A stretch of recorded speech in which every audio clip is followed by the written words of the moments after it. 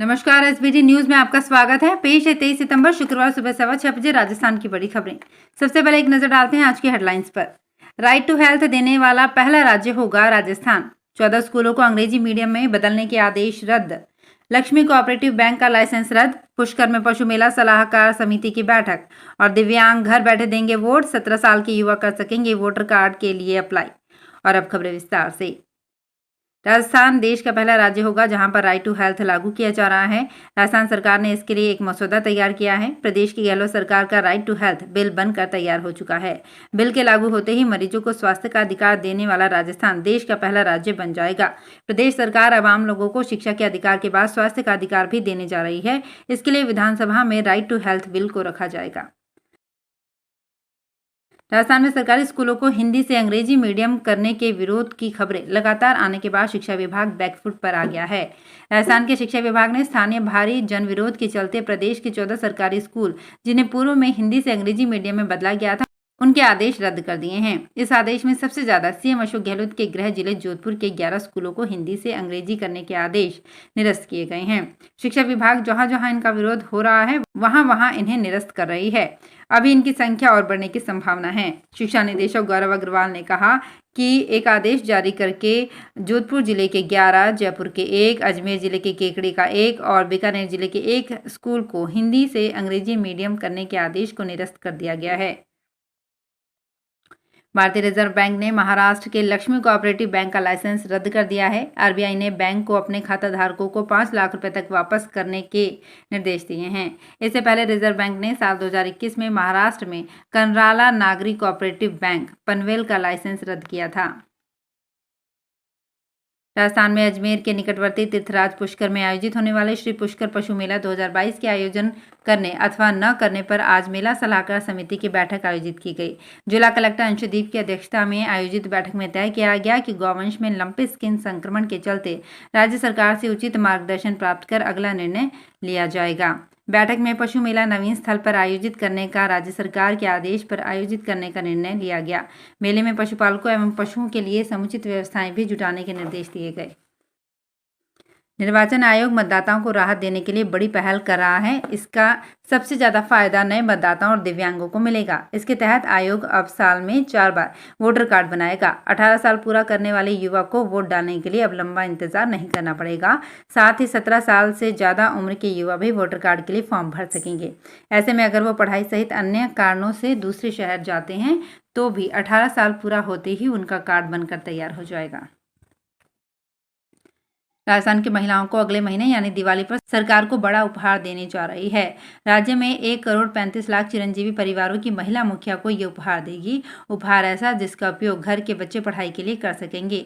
मुख्यमंत्री अशोक गहलोत ने प्रदेश के बजट में स्मार्टफोन देने की घोषणा की थी। अब 2023 के विधानसभा चुनाव से पहले ये तोहफा देकर महिलाओं को रिझाने की तैयारी की जा रही है। मंगलवार को ही विधानसभा में 2300 करोड़ रुपए की अनुपूरक मांगों की स्वीकृति हो चुकी है। केंद्र सरकार की ओर से संचालित central government health scheme CGHS योजना में लाखों रुपए की राशि के गबन का मामला सामने आया है।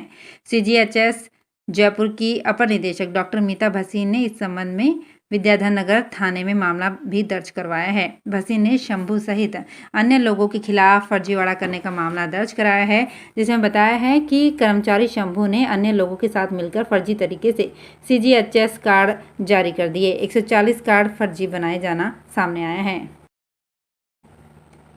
जयपुर में JDA ने गुरुवार सुबह अंबाबाड़ी पेट्रोल पंप के पीछे अशोक विहार में कार्यवाही कर 5 मंजिला अवैध व्यावसायिक बिल्डिंग को सील कर दिया।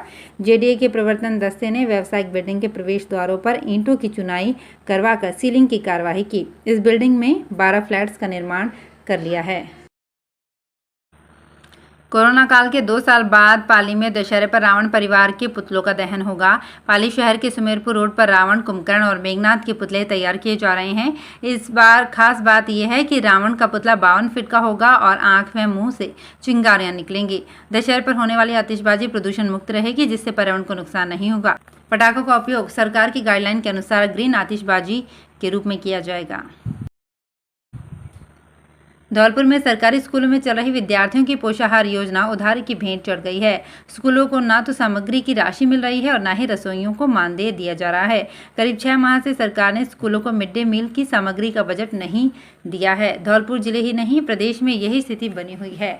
ऐसे में स्कूल का पोषाहार शिक्षक उधारी में सामग्री लेने को मजबूर है। अकेले धौलपुर जिले में कुकिंग कन्वर्जन व कुक कम हेल्पर के लाखों रुपए बकाया चल रहे हैं।